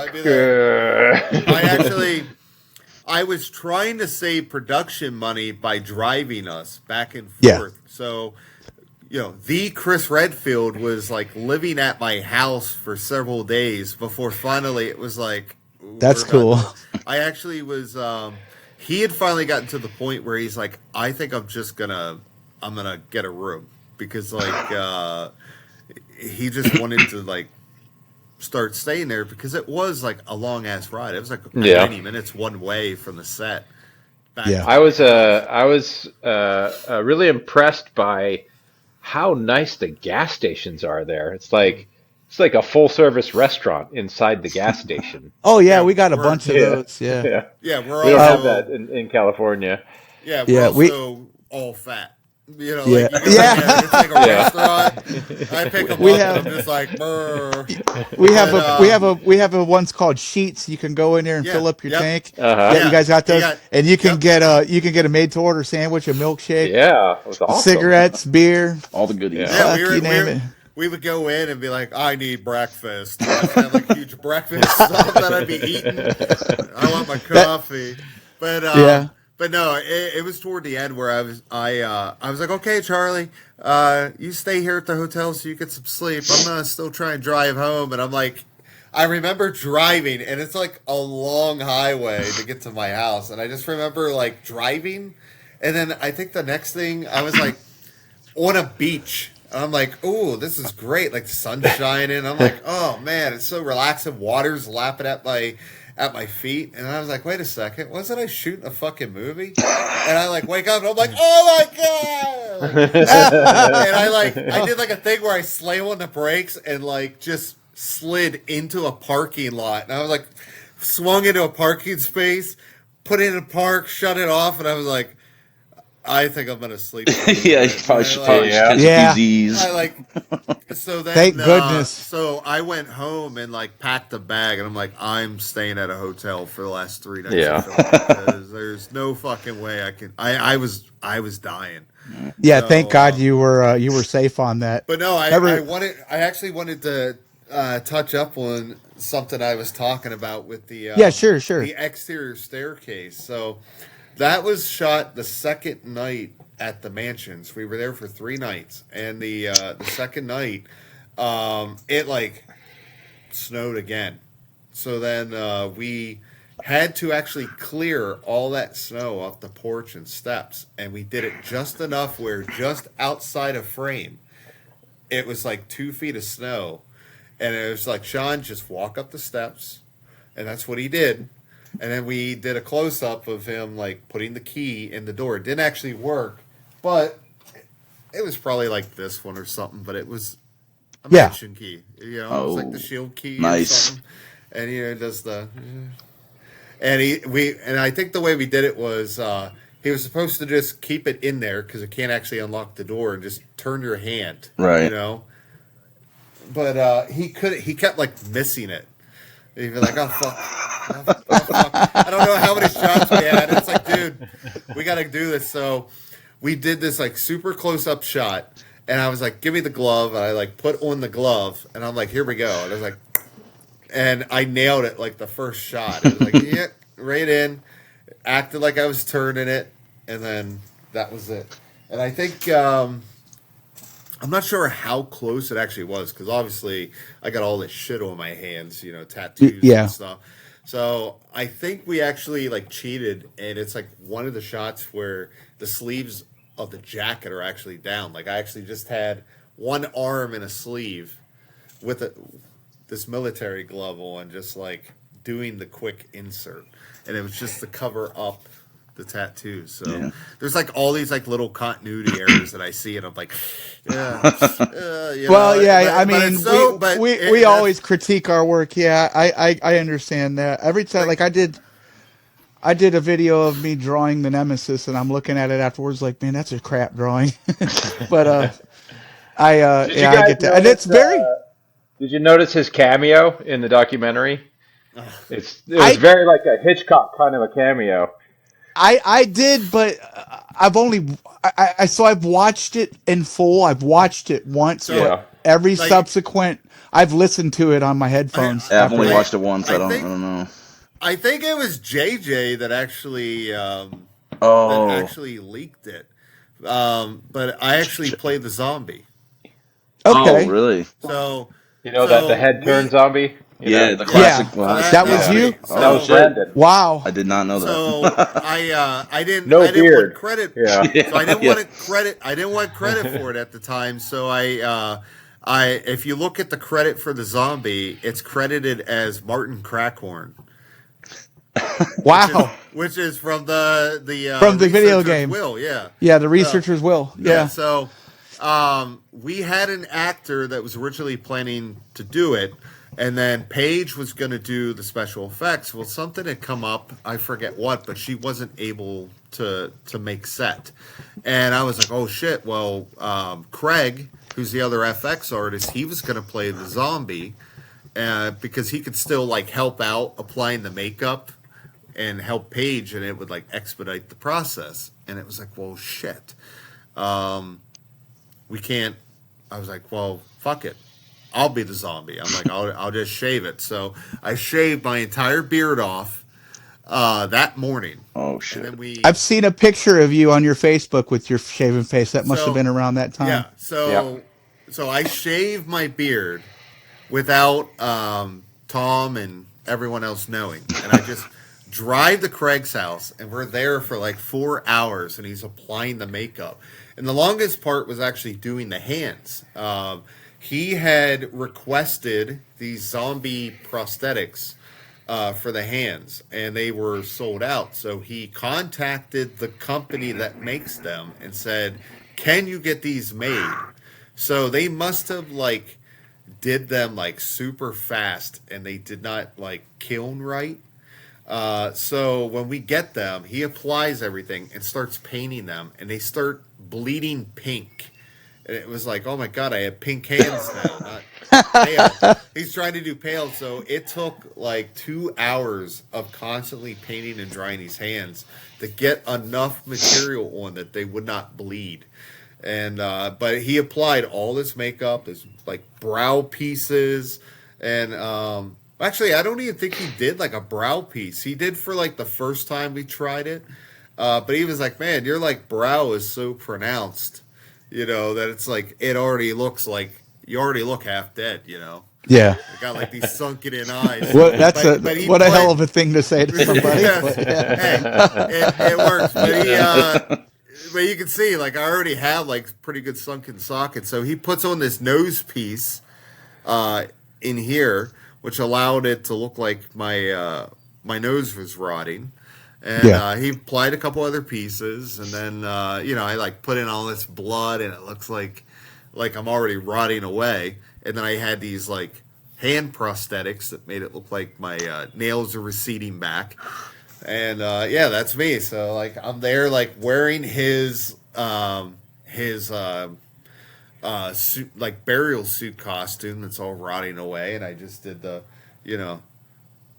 and it's like all this blood gushing out. So we had some really good takes of that. So if that's the picture, that's the thumbnail. Yeah, where I'm like, that's you. Yeah, that's really. I couldn't even tell it was you. That's wild. Yeah. Yeah, that's really good. And what was funny was, as soon as we were done with everything, I'm like, I had to get this shit off because I am like, because you sweat in it. Oh yeah, I bet. and it's like middle of the fucking summer, and I'm just like dying. Yeah. I'm just like, oh my god, I'm dying. So we tear all this shit off, and it's like slowly,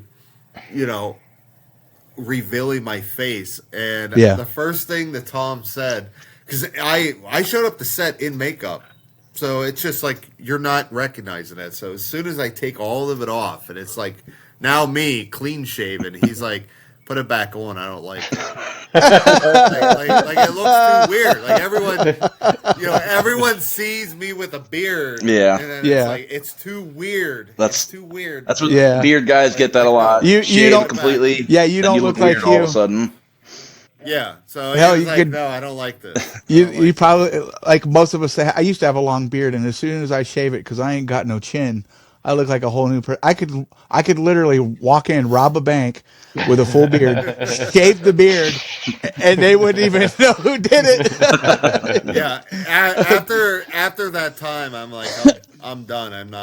I'm never shaving again. Like trim up good, but it was too fucking weird for me. So this has just been constantly growing. For, it looks like good. Looks good. I like it. Thank you. I trim it up for conventions, but I was gonna say I cosplay as Hunk.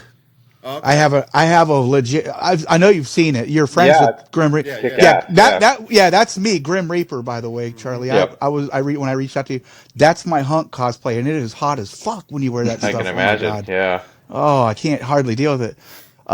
Anyway, I have the logo for the show that I created is me doing the zombie head turn, and then I monochromed it, and then added some like effects like teeth and then all that, and made it those logo for the show. And so I get it. Like you can't tell it's me, but I'm mind blown that is you. I didn't know that until this moment. So I didn't know. That's really cool. For the moment, like, oh my god, no one else is available. Yeah, we tried to get some other people, and that's when I just said, "Fuck it, I'll shave." That's sometimes that's the best magic that happens in filmmaking is like just stuff that happens, by accident, just on a whim. Yeah. There's plenty of things like that in the movie industry that were just kind of like by the seat of your pants, and like, okay, so one of the best ones I can use as an example is Indiana Jones and the Raiders of the Lost Ark. The iconic guy with the sword, and he just shoots him. That happened by accident because, he had food poisoning, and everyone was sick. Yeah, they had this whole thing scripted out. Yeah. So I get it. Yeah, absolutely. And that's the thing that everyone remembers is, he just pulls out the gun and kills him. Yeah, just pulls out the gun and kills him. Yeah. I'd like to just talk real quick about like your upcoming project before we get off, because we've been going an hour and a half. I don't want to keep you guys too long. Cool. You're working on a treatment for Faith, the Unholy Trinity video game, and that is another project that you're working on, and I'm real excited for you to hopefully get realized. So you want to talk a little bit about that for a minute before we go? Tell us a little bit about how that's going. Sure. So that started all last summer. About a year and a half ago, I'd seen Markiplier playing the Faith video game, and I was like, man, this thing needs to be a movie, because I was drawn into it. But I didn't think about it further for like 6 months, and then it was slowly like dawning on me, like, man, I should just inquire. What's the worst thing that someone can say? No.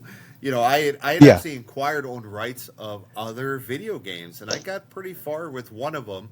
But it really came down to, they wanted, we couldn't really agree on the back end. And I was like, listen, your back end's a little bit too high. I don't think I could even make profit on this, because I'm not going to be paying myself to make this movie.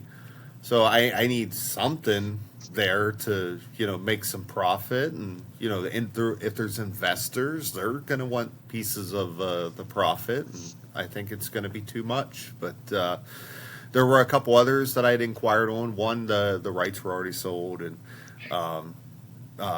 there was another video game that I had inquired before it had come out. And they said, we're not interested. And then the game came out and flopped. Yeah. And then I will say that, what was it? About a year and a half ago. Was it a year? Yeah, a year and a half ago, I actually inquired about Dino Crisis. And, Really? Yep, Interesting. And I was told that that unfortunately it's like a vault title. Like it's just locked away. They have no interest in ever like doing anything with it because Well, clearly they don't. Well, people want remasters of those games and they haven't done anything with it in forever. Well, so the problem here's the really quickly I'll do a side with Dino Crisis. Here's the problem with Dino Crisis. People only remember 2 or 3 games in that series. There's actually 6 games. There is Dino Crisis 1, 2, and 3. There's Dino Stalker, which in Japan was known as Gun Survivor Dino Stalker. It was Gun Survivor 4. So it was the 4th entry in the Gun Survivor series that included Biohazard. Resident Evil. So we had, Dead Aim and Resident Evil Survivor. Yeah. And then there was an arcade game. So there was a bunch. So there's Dino Stalker in the U.S. That was a light gun game. And then there were 2 mobile titles. There was one that was like Dino Crisis Dungeon, and it was sort of like... I didn't even know about that. And then there was like Dino Genesis and Dino... But there were at least like 6 games in the series. When you combine the sales of all 6 Dino Crisis titles, they don't even equal the total sales for the first Resident Evil game. Yeah. Wow. Yeah, and that makes sense. That's not that surprising though. Yeah. So all those games combined couldn't even equal the sales of a game that came out in 1996. Yeah. Because Resident Evil is just it's a cultural phenomenon. Yeah. So Capcom's now at the point where they want their titles to sell like 10+ million copies. Yeah. And you can't even get a game to sell a game series. 6 games to sell. Yeah. So makes sense. So for them, it makes sense because Capcom almost went bankrupt in the 90s. A lot of people don't know that. They almost went bankrupt. Resident Evil actually saved them. Yeah, I was about to say that. From what I understand, Resident Evil saved them from that. You're welcome. Thank you, Charlie. Now, were you approached, Charlie? Were you approached in the streets? Like Greg told me that he never. was kind of Oh no! I actually worked for the talent agency that got the call from Capcom, so I was kind of a shoe-in. Yeah. So you had the Charlie Sheen good looks and fit the role of the big hero, So, according to Greg, yeah. Yeah, that's what he said. That's exactly what he said. Yeah. Tell us about Faith Unholy Trinity, though. Yeah, so I did try to get Dino Crisis, and it just didn't work out because they're only focused on certain games. So I had actually, so that was around the time that I'd seen the Faith gameplay, and I was like, oh, that'd be really cool. And then I just didn't really think about it that much, but it would pop back in every once in a while. So I had this weird situation where I was actually taking a nap. Like I just went to sleep. I was like, I am exhausted. And I just suddenly, next thing I know, I'm typing out an email to Airdorf Games, and it's sent. And I'm like, well, that's a thing. I was like, oh, I hope it made sense because I was half asleep. And I actually got a reply back, and they're like, we're actually really interested. We've had other people in the past inquire about the rights. We've had some Hollywood people asking. So he was like, give me a pitch. So I was like, you got it. So I went to work, made this huge pitch deck, and it was all about how I was going to take elements of the game. I wanted to be accurate to the lore within the game, but then here's how I'm going to take the gameplay. Here's how the graphics will be translated. Here's how the sound, the audio, like the music, here's how it will be translated. And instead of like trying to like, well, we'll just make something and slap a title on it. It was like, this is how we're actually going to make it. And here's the films that I want it to feel similar to. Here's the themes that I pulled from watching the game, because I didn't have the game at the time. Mm-hmm. And I made this like real huge like pitch deck. And, from his own words, he was very impressed by the fact that it wasn't about, what are we going to change? It was all about, here's how we accurately make a video game adaptation. And he liked, we seemed to like really meet eye to eye with like this, we want to kind of feel like an A24 film, but we also want to make sure that it delivers with like the scare, like the characters, the monsters. He liked the style I was going for, because I wanted to feel like an older film.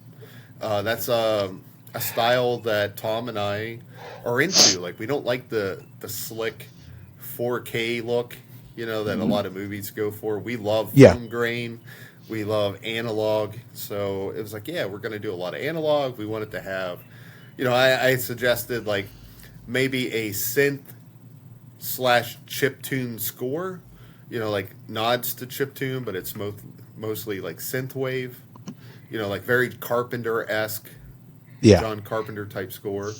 And, so he was liking all of that. And we kept talking, working out the agreement, and then I got the rights. I purchased the rights and then began work.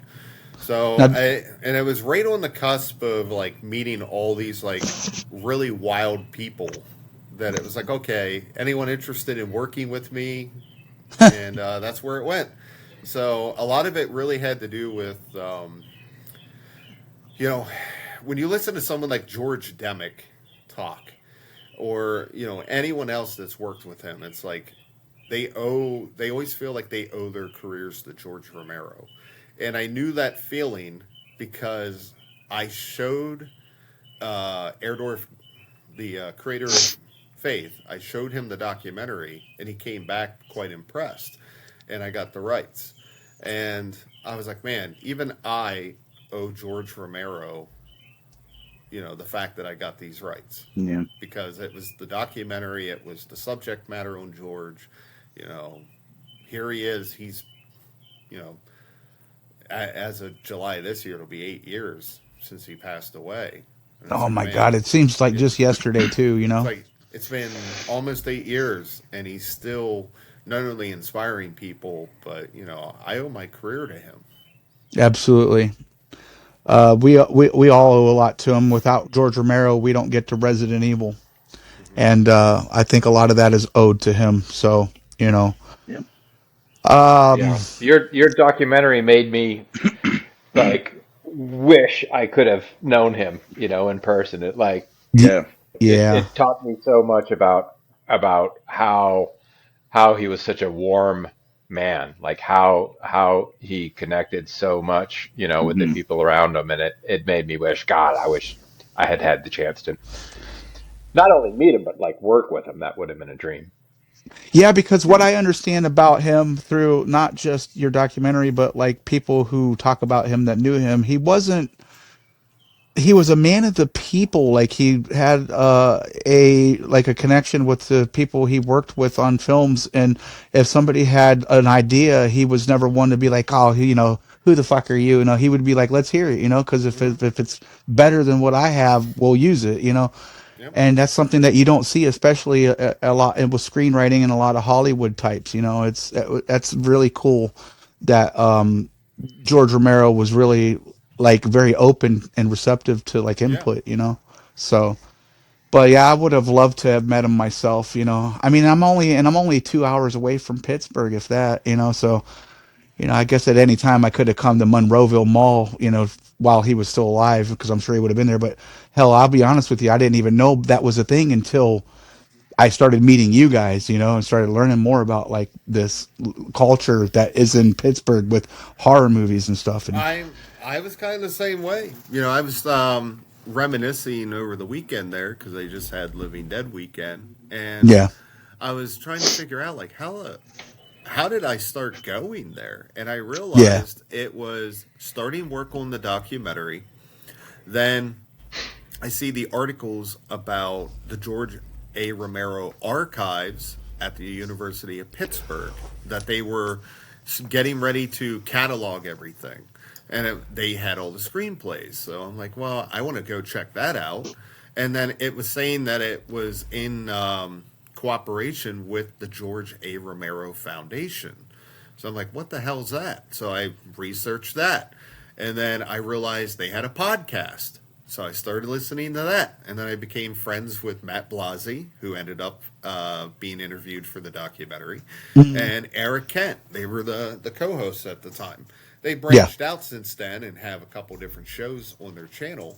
But, and during that, Living Dead weekend had just been canceled because of the pandemic.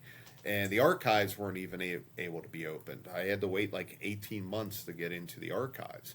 So pandemic's going on. I have nothing to do but try and research what I can for this documentary I want to do and listen to the Garth Network. And that's what I did. And during that, they were talking about Living Dead weekend and how cool it was. And then as it progressed throughout the year, they're like, hey, Living Dead weekend is going to have an outside event at the Monroeville Mall. So there I am in November, just driving by myself, 3.5 hours to get to Monroeville. And I got to go to my first event, and that was pretty cool. First time meeting Eric Kent in person, and a bunch of people that became friends. But not only that, but getting to meet John Russo, who co-wrote Night of the Living Dead, and then it just spiraled from there. And it's kind of weird now seeing where I am now. Like I'm very grateful for a lot of the friendships that I've made there. I didn't take it for granted, but getting to know a lot of people that were very close to George and loved George as well. And it's honestly like a family reunion when I go there. Like, oh man, I could imagine. And there's people teasing me because a lot of people there know me, and they were playing pranks where I'm waiting in line to get my tickets. Because I always do VIP every year. So you get like little extra perks. So you're like the front people in line. But there's probably, 30 people ahead of me, and it's just taking a little bit to get through. So people that know me are passing by, and I don't know how many people that knew me would walk by, stop, and they'd be like, what the fuck are you doing in line for? And they would just keep walking. And then like someone would be like coming up like, do you need a coffee? Do you need a coffee? You need anything? You sure? Sure you're okay? Like they would keep doing that kind of stuff. And it was causing like everyone around me, these are like everyone around me in line, I found out was like first time at the event. So they're just seeing like this guy, wearing this, and I'm just standing there by myself, and so many people are coming up like, do you need a coffee? I'm going to get you a coffee. And, like, you okay? You doing okay? And they're like, who the fuck is this guy? And then they finally figured out, like, oh, you're the guy that did the documentary. Like The respect, man. And then they're like, what are you doing in line? like everyone's just like, what are you doing? I was honestly wondering the same thing, but I would be too. But no, I was like, I'm not a guest, like I'm not. Yeah. People are coming to see me, but it was just a funny thing on the very first day of just being in this line, and so many people.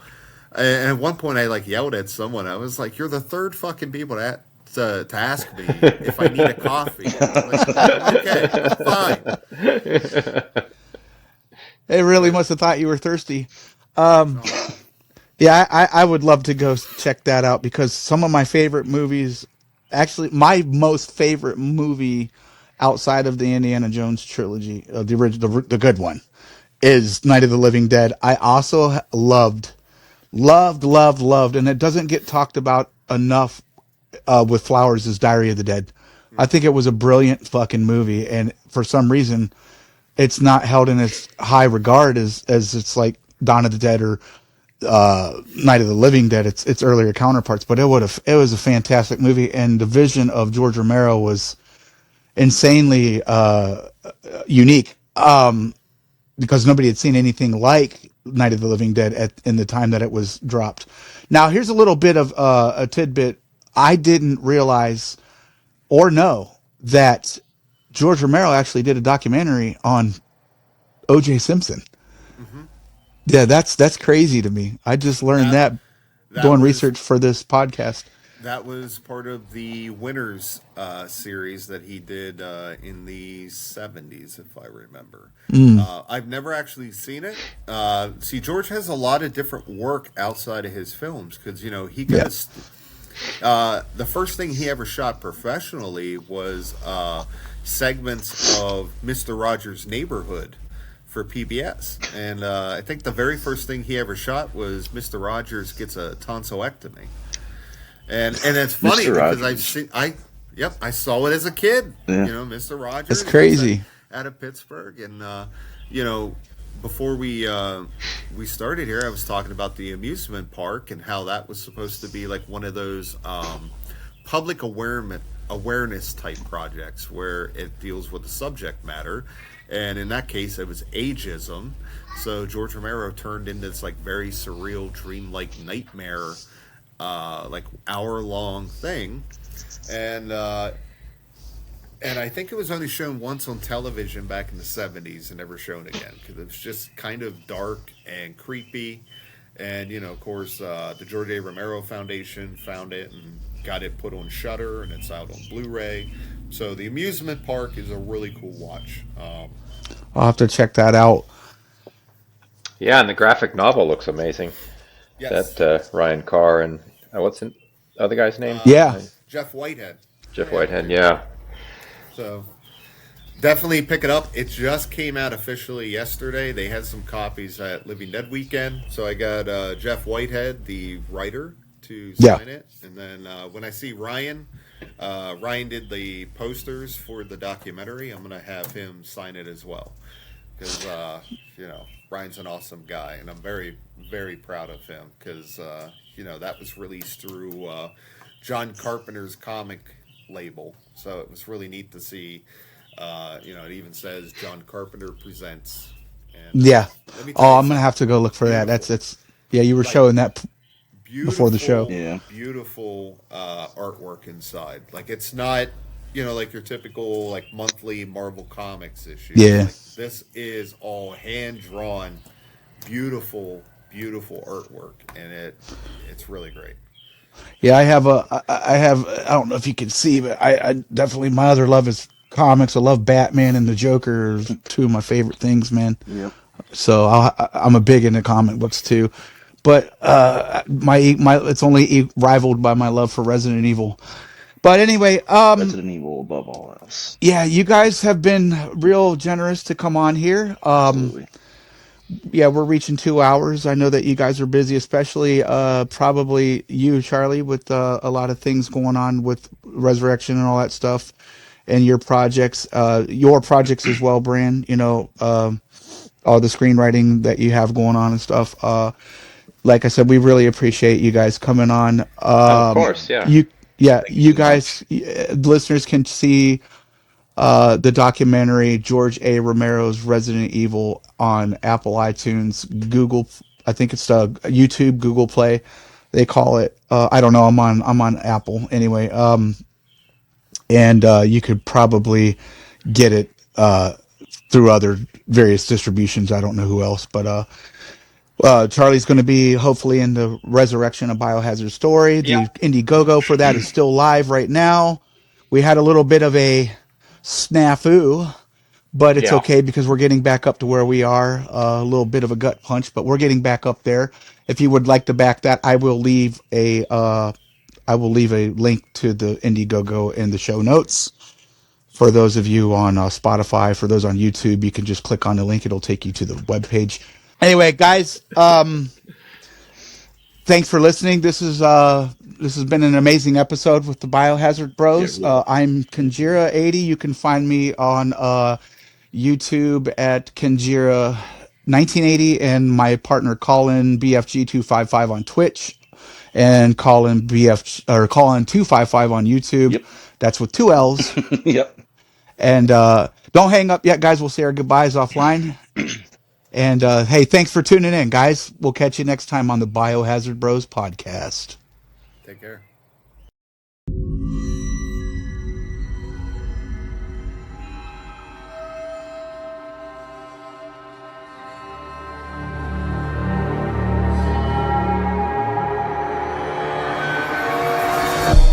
Biohazard Bros Podcast.